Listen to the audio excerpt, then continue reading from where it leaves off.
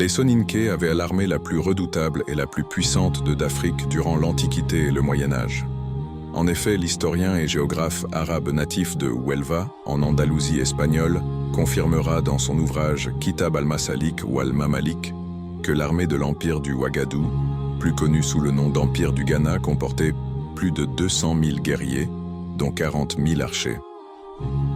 C'est cette même armée du Tunka qui terrassa et repoussa avec véhémence les armées omeyyades de Habib ibn Abi Ubayya al-Fihri, venu d'Arabie, dans les années 730. C'est cette même armée qui repoussa également les Berbères almoravides à la fin du XIe siècle de Koumbi Saleh, la capitale du premier empire d'Afrique noire. Cette armée était loin d'être une simple milice. Elle était hautement organisée et comprenait plusieurs corps. La garde impériale, composée des meilleurs soldats, qui formaient la cavalerie et la garde royale.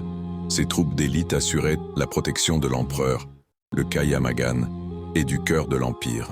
L'infanterie, la majorité des troupes, incluant les 40 000 archers mentionnés par al-Bakri. Ces fantassins étaient équipés d'arcs, de flèches, parfois empoisonnées, de lances et d'épées. La cavalerie, composée de nombreux cheveux, la cavalerie était une composante importante de l'armée. Elle était principalement composée de nobles. L'accès aux chevaux était un signe de richesse et de statut. Les Soninké furent partie des premiers d'Afrique noire à utiliser les chevaux. La dynastie des Cissé est connue comme étant ceux ayant introduit les chevaux dans la région. L'armée était également composée de chameliers berbères.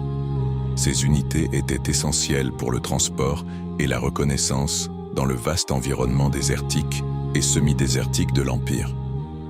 Ils pouvaient également servir de combattants. La capacité de l'empereur ou Tunka à lancer des mobilisations générales n'est plus à démontrer, comme ce fut le cas en 1087 pour récupérer Koumbi Saleh après l'invasion almoravide, témoigne d'une grande efficacité dans la mobilisation des ressources humaines.